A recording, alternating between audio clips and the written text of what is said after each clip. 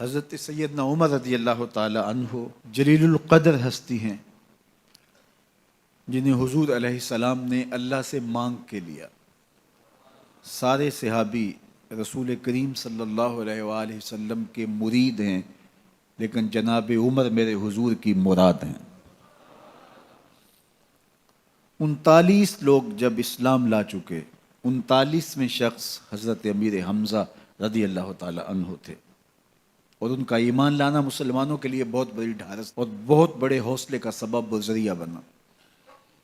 تو میرے حضور نے ہاتھ اٹھا لیے، کہا اے اللہ، ایک شیر دیا ہے امیر حمزہ، ایک شیر اور عطا کر دے، اب تیری مرضی، عمر بن خطاب دے دے یا عمر بن حشام دے دے۔ حضور دعائیں مانگ رہے ہیں، اور یہ ہاتھ میں تلوار لیے غیظ و غضب سے بھرے ہوئے گھر سے نکلتے ہیں کہ بانی اسلام کا چراغ ہی بجھا دینا ہے۔ راستے میں ایک صاحب ملے اور کہا کہ عمر، تیور کوئی اچھے نہیں لگتے، خیر تو ہے، کدھر جا رہے ہو؟ کہا چراغ اسلام بجھانے جا رہا ہوں، یہ روز کا مسئلہ ختم ہونے لگا ہے میرے ہاتھوں۔ مسکرا کے بولے گھر کی خبر تو لو۔ کہا میرے گھر کو کیا ہوا؟ کہا تمہاری بہن فاطمہ بھی نوکر بن گئی ہے رسول اللہ صلی اللہ علیہ وسلم کی۔ غصے سے بھرے ہوئے اپنی بہن کے گھر کا رخ کرتے ہیں، اندر سے قرآن پڑھنے کی آواز آ رہی ہے، غصہ اور بڑھ جاتا ہے، دروازے کو زور زور سے کھٹکھٹاتے ہیں۔ اہل خانہ سمجھ گئے ماجرا کیا ہے، گرجدار آواز ہے جناب عمر کی، دروازہ کھولو۔ جلدی سے معلم کو چھپا دیا اور بہن آگے بڑھ کے دروازہ کھولا۔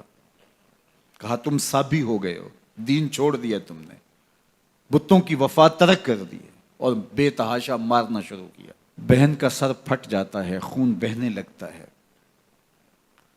اور یہ مارتے چلے جاتے ہیں۔ فاطمہ بنت خطاب بولی عمر، تم خطاب کے بیٹے ہو، سنو میں بھی خطاب کی بیٹی ہوں، جو ظلم جو جبر کرنا ہے کرو، میں محمد عربی کا دامن نہیں چھوڑوں گی۔ سوچنے پہ مجبور ہو جاتے ہیں وہ کون سی طاقت ہے جس نے بجلیاں بھر دی اس کے اندر۔ کہا جو تم پڑھ رہے تھے مجھے بھی سنا سکتے ہو؟ کہا تمہیں غسل کرنا ہوگا۔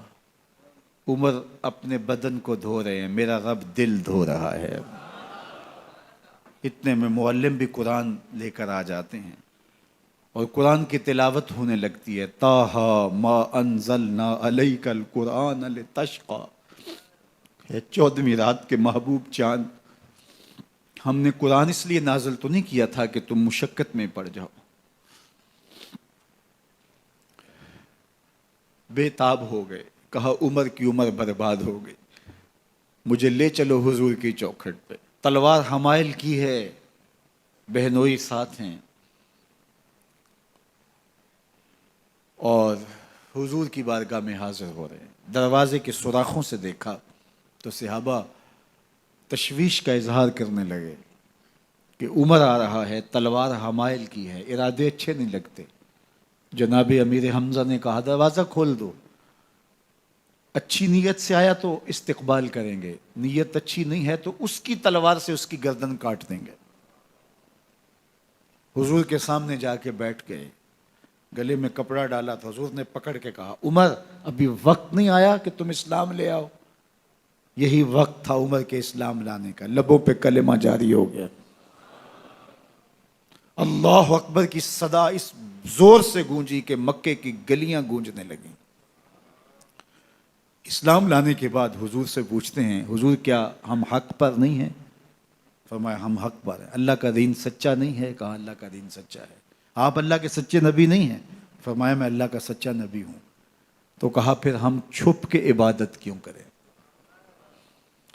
اب مسلمانوں کی 2 صفیں بنتی ہیں، ایک صف کی قیادت امیر حمزہ کرتے ہیں، دوسری صف کے آگے آگے عمر بن خطاب چلتے ہیں، اور حضور درمیان میں ہیں، اور یہ ملکوتی قافلہ صحن حرم میں آ کے اعلانیہ عبادت کرتا ہے۔ حضرت عبداللہ ابن مسعود رضی اللہ تعالیٰ عنہ فرماتے ہیں عمر کا اسلام لانا اسلام کے لیے عزت کا سبب بنا، اسلام کے وقار کی علامت بن گیا۔ ایک ایک کے دروازے پہ جا کے دروازہ کھٹکھٹا کے کہتے ہیں، وہ تو اور خبر سننے کے لیے بے چین تھے کہ یہ بانی اسلام کی زندگی کا چراغ بجھانے گیا تھا، کوئی خبر لایا ہوگا۔ وہ کہتے ہیں آؤ عمر کدھر آئے ہو؟ کہا تمہیں بتانے آیا ہوں، کمزوروں سے پنجہ آزمائی کرتے رہے ہو، آؤ میرے سے بات کرو، میں محمد عربی کا نوکر بن گیا ہوں۔ اللہ اکبر۔ میرے حضور نے فرمایا جب اچھے لوگوں کا ذکر کرو تو میرے عمر کا ذکر بھی کیا کرو۔ میرے عمر کی زبان پر حق بولتا ہے، سچ بولتا ہے۔ ان الشیطان یفر من ظل عمر، عمر کے سائے کو دیکھ کے شیطان بھاگتا ہے۔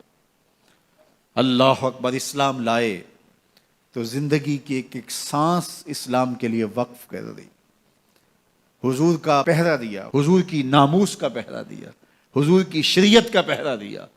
اسلامی فتوحات پھیلیں تو پھیلتی ہی چلی گئیں، کبھی مصر فتح ہو رہا ہے، کبھی ایران فتح ہو رہا ہے، آرمینیا تک مسلمانوں کی افواج پہنچتی ہیں۔